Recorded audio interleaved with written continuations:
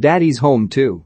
After finally becoming friends at the end of the first film, Brad Whitaker, Will Ferrell, and Dusty Marin, Mark Wahlberg, have a co-dad system where their two children, Megan and Dylan, take turns at each father's house. Dusty has also remarried, this time to Karen, Alessandra Ambrosio, a writer, and his stepdad to Adriana, Karen's daughter. Brad and his wife, Sarah, Linda Cardellini, along with Dusty and Karen, attend a school play for Megan, where she announces to the whole audience that she doesn't like the fact that she has to go back and forth to different houses all the time. Back at the house, after the play, Brad and Dusty decide to do away with having two separate Christmases and instead do one together Christmas. As soon as Dusty announces the news to the kids, the phone rings. Dylan picks it up and announces it's Grandpa Kurt, Mel Gibson, Dusty's ex-astronaut, womanizing father. Kurt tells Dusty that he's coming for Christmas and is coming into the airport in the morning. Brad tells Dusty that his parents are also supposed to be coming for the holiday. At the airport the next day, Dusty tells Brad that his father is going to make fun of them since he won't understand their co-dad arrangement. When Kurt arrives, he mistakes Brad for a chauffeur. When Dusty explains that Brad is the stepdad to his children, Kurt doesn't like it. Brad's dad, John Lithgow, arrives next and proceeds to hug and kiss Brad on the lips, showing that they have a loving but very unusual father-son relationship. This further unnerves Kurt. Don tells Brad that his mother didn't come along because she wasn't feeling well. Back at the house, Megan and Dylan warmly embrace Don since he is very present in their lives, while Kurt hasn't seen the children since they were toddlers. After seeing Brad and Dusty trying to figure out where to spend Christmas Day at, since they are purposing opening presents at Brad's house and eating Christmas dinner at Dusty's house, Kurt rents a large cabin through Airbnb to house all of them through the holiday week. As Brad and Dusty pack the bags into the car, Dusty tells Brad that Kurt thinks the two men are harboring bad feelings for each other but are just hiding it from everyone by pretending to be friends. When Kurt comes up, they change the subject. Seeing Dusty trying to get all of the suitcases into the trunk, Kurt tells Dusty that he's not going to be able to. Dusty tells Kurt that he is going to be able to.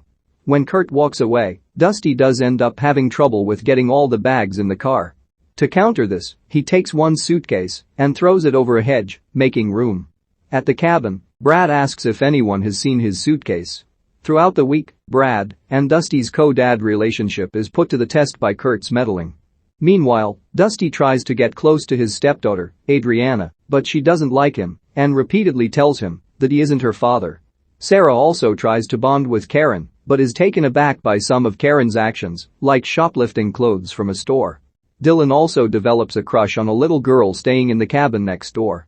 He gets made fun of it by Megan and Adriana. Later, Dylan approaches Brad for advice on how to deal with girls.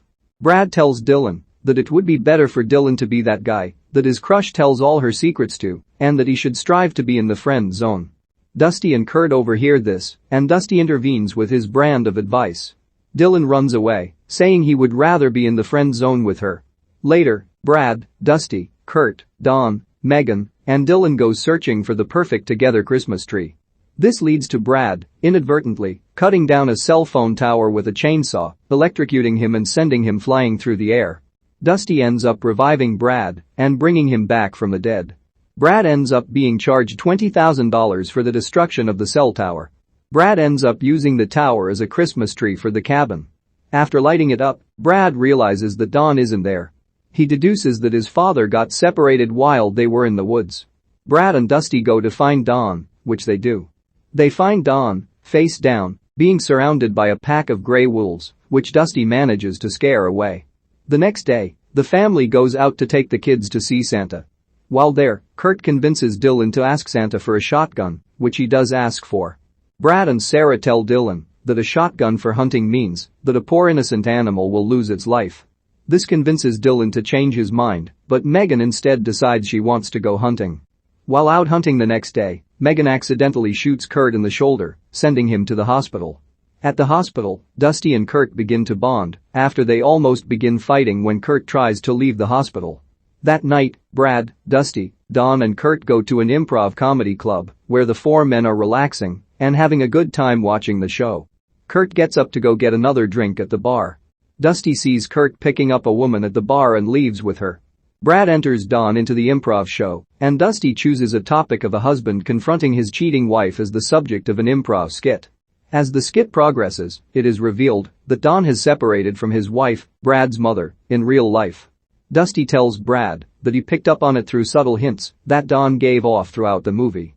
The audience believes that this is all part of the show, even when Brad tries to tell the audience that it is not. The next day, Brad confronts Dusty. After Dusty reveals that he chose the infidelity subject for the improv game because he wanted to get back at Brad because of how Brad has a good relationship with Don. Brad says he knows that is why Dusty chose that particular topic, and to get back at Dusty, Brad has invited Adriana's real dad, Roger, John Cena, to the cabin for Christmas. That evening, the entire family takes part in a Christmas manger representation. Brad gets into a fight with Dusty after Brad wants to play Joseph, which Dusty is currently playing. This breaks out in front of a crowd that is watching. Instead of Dusty fighting Brad, he almost comes to blows with Roger. Dusty makes a snowball and throws it at Roger, but accidentally hits Don instead.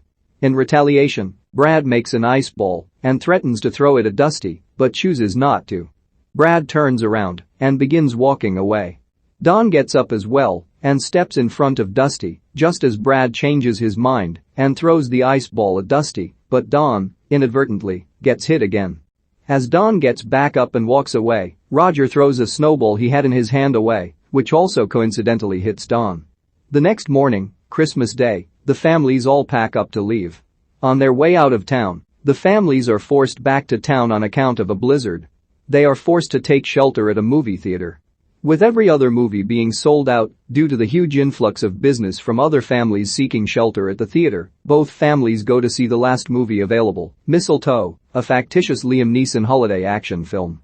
When the power cuts off during the movie, the families go to the lobby, where each man confronts their father about the secrets, lies, and attitudes.